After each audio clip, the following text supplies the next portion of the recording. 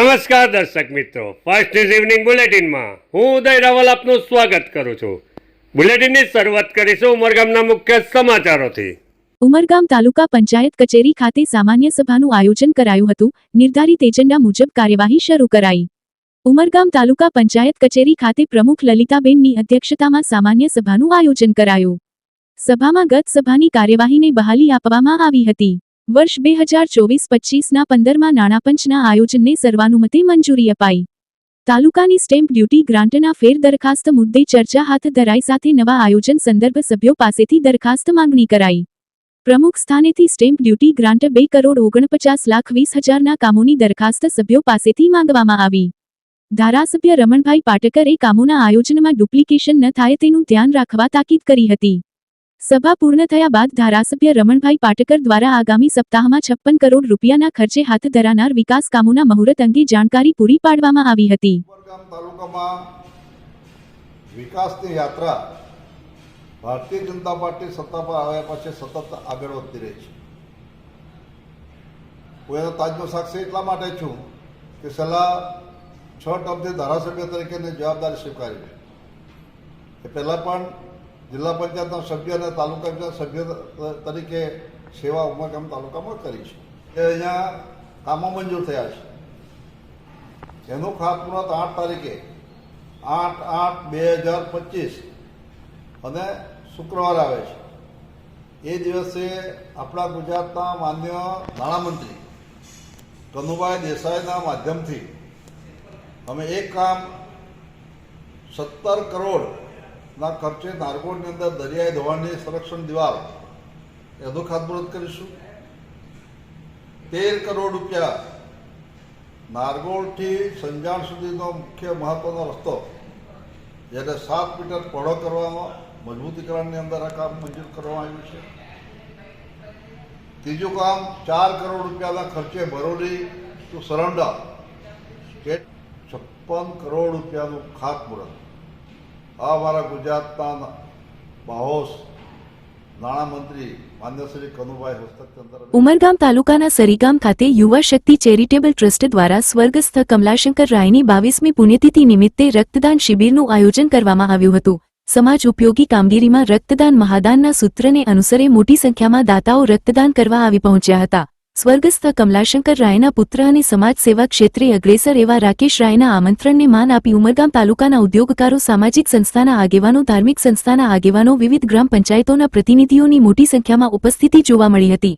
સરીગામ યુવા શક્તિ charitable trust દ્વારા દર વર્ષે સ્વર્ગસ્થ કમલાશંકર રાયની પુણ્યતિથિ નિમિત્તે રક્તદાન શિબિરનું આયોજન કરવામાં આવે છે। રાકેશ રાય તથા સંસ્થાના હોદ્દેદારોના હસ્તે મંચસ્થ સ્થાને ઉપસ્થિત યુઆઈએ પ્રમુખ નરેશભાઈ બંધિયા, ઉમરગામ તાલુકા ભાજપ પ્રમુખ નીરવ શાહ, જિલ્લા પંચાયતના સભ્યોનું પુષ્પગુચ્છ આપી સ્વાગત કરાયું હતું। રાકેશ રાય દ્વારા તમામ આમંત્રણને માન આપી ઉપસ્થિત રહેલા મહાનુભાવોનું સ્વાગત કર્યા બાદ પ્રાસંગિક ઉદ્બોધન કરાયું હતું। ગત વર્ષે રક્તદાન શિબિર અંતર્ગત 1200 યુનિટ રક્ત એકત્રિત કરાયું હતું। આજરોજ 1500 યુનિટના લક્ષ્યાંક પાર પાડવાની કટિબદ્ધતા દાખવી હતી। શરૂઆતના 2 કલાકમાં 350 યુનિટ રક્ત એકત્રિત કરાયું હતું। કાર્યક્રમમાં વલસાડ રક્તદાન કેન્દ્રના સેવાભાવી સભ્યોએ ખડે પગે સેવા આપી હતી। શક્તિ ચેરિટેબલ ટ્રસ્ટ સરીગામ દ્વારા આયોજિત મહારક્તદાન શિબિર જે દર વર્ષે અમે આયોજન કરીએ છીએ અને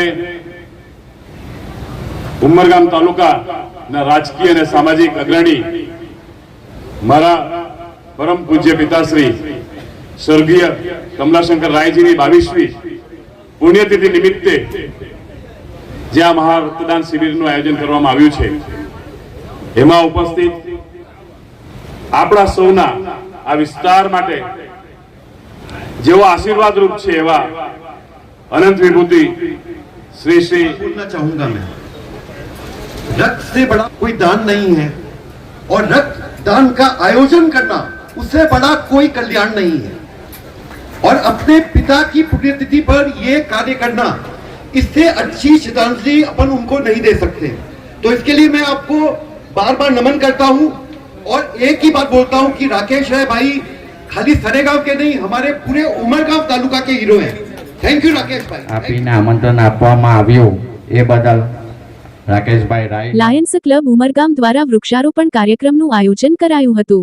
ઉમરગામ તાલુકામાં પ્રધાનમંત્રી નરેન્દ્રભાઈ મોદીની પ્રેરણા અને માર્ગદર્શન હેઠળ સેવાકીય સંસ્થાઓ અને પર્યાવરણ પ્રેમીઓ દ્વારા એક પેડ માં કે નામ અંતર્ગત વૃક્ષારોપણ કાર્યક્રમનું આયોજન કરવામાં આવે છે. આજરોજ લાયન્સ ક્લબ ઓફ ઉમરગામ પ્રમુખ ગણેશભાઈ બારી તથા લાયન્સ ક્લબના સભ્યો કમલેશભાઈ પટેલ, દિલીપભાઈ, દીપકભાઈ પંચાલ વગેરેની ઉપસ્થિતિમાં ટીંબી ગ્રામ પંચાયત વિસ્તારમાં એક પેડ માં કે નામ અંતર્ગત વૃક્ષારોપણ કરવામાં આવ્યું હતું.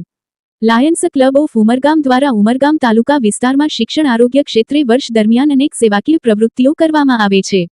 પ્રમુખ ગણેશભાઈ બારીના માર્ગદર્શન હેઠળ ઉમરગામ ટાઉન ખાતે લાયન્સ ક્લબ દ્વારા દત્તક લીધેલ કન્યાશાળામાં રાષ્ટ્રીય પર્વની ઉજવણી કરવામાં આવે છે. પર્યાવરણ પર પૃથ્વી પર જે અસર પડી રહી છે પર્યાવરણની, એ પર્યાવરણને બચાવવા માટે મોદીજીની જે થીમ છે કે વૃક્ષ વાવો અને પર્યાવરણ બચાવો, એ આધારે અમે લાયન્સ ક્લબ ઓફ ઉમરગામ તરફથી ટીંબી ખાતે વૃક્ષારોપણનું આયોજન કર્યું છે. ઉમરગામ બારી બારિયા સમાજ દ્વારા દર વર્ષે શ્રાવણ માસમાં કથાનું આયોજન કરવામાં આવે છે. અગાઉ શ્રી રામ કથાનું આયોજન કરવામાં આવ્યું હતું અને હાલમાં શ્રીમદ ભાગવત કથાનું આયોજન બારી બારિયા સમાજ હોલ ખાતે કરવામાં આવ્યું છે. શ્રાવણના પવિત્ર મહિનામાં શ્રીમદ ભાગવત કથાનું રસપાન કરવા મોટી સંખ્યામાં શ્રોતા ભક્તોની ઉપસ્થિતિ જોવા મળી રહી છે. વ્યાસપીઠ પરથી વક્તા કથાકાર પૂજ્ય સુનિલભાઈ શ્રોતા ભક્તોને કથાનું રસપાન કરાવી રહ્યા છે. તારીખ 29 જુલાઈના રોજ શ્રીમદ ભાગવત કથા અંતર્ગત કળશ યાત્રાનું આયોજન કરવામાં આવ્યું હતું અને ત્યારબાદ બપોરે કથાનો પ્રારંભ કરાયો હતો. કાર્યક્રમમાં 8 ગામ બારી બારિયા સમાજ પ્રમુખ ગણેશભાઈ બારી તથા બિલ્ડર ટીનુભાઈ બારી, અગ્રણી ઉદ્યોગપતિ અને બારી બારિયા સમાજના રત્ન શિરોમણીનું જેઓને ઉપનામ મળ્યું છે એવા ઈશ્વરભાઈ બારી તથા મોટી સંખ્યામાં સમાજના આગેવાનો ઉપસ્થિત રહ્યા હતા. શ્રીમદ ભાગવત કથાના આયોજન દરમિયાન વિવિધ ધાર્મિક પ્રસંગોની ભક્તિભાવપૂર્વક ઉજવણી કરાશે. સૌને મારા જય શ્રી કૃષ્ણ. અતિ પવિત્ર શ્રાવણ માસમાં બારી બારિયા સમાજ દ્વારા બુદ્ધિબેન ગોવનભાઈ બારી સાંસ્કૃતિક ભવન ઉમરગામ ખાતે શ્રીમદ ભાગવત સપ્તાહનું આયોજન 28/7/25થી 4/8/25 સુધી ઉમરગામવાળા સુનિલભાઈ યાજ્ઞિકના મધુર કંઠે કથાનું રસપાન કરાવી રહ્યા છે. એમાં સૌને આમંત્રણ છે અને સૌનું સ્વાગત પણ છે.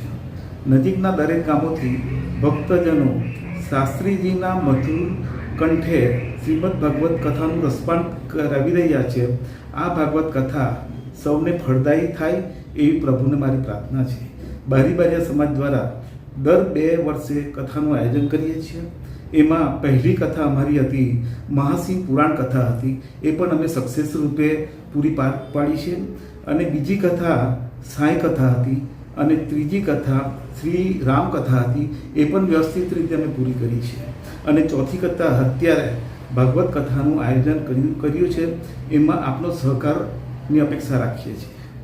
એસપી કેતન બંસલ અને એસડીપીઓ તનુ શર્માના નેતૃત્વમાં દમણ પોલીસે જિલ્લાના વિવિધ વિસ્તારોમાં પેટ્રોલિંગ કર્યું હતું. દમણમાં પવિત્ર શ્રાવણ માસ દરમિયાન કાયદો અને વ્યવસ્થા બની રહે તે માટે એસપી કેતન બંસલ અને એસડીપીઓ તનુ શર્માના નેતૃત્વમાં દમણ પોલીસે શહેરના વિવિધ વિસ્તારોમાં ફૂટ પેટ્રોલિંગ હાથ ધર્યું હતું. શહેરના માર્ગો પર નીકળેલો પોલીસનો કાફલો વિવિધ વિસ્તારોમાં ફર્યો હતો. પોલીસે જાહેર જનતાને કાયદો અને વ્યવસ્થા જાળવી રાખવાની અપીલ કરી હતી. ફાસ્ટ ન્યૂઝ ઇવનિંગ બુલેટિનમાં આજે બસ આટલું જ. આવતીકાલે ફરી મળીશું. નમસ્કાર.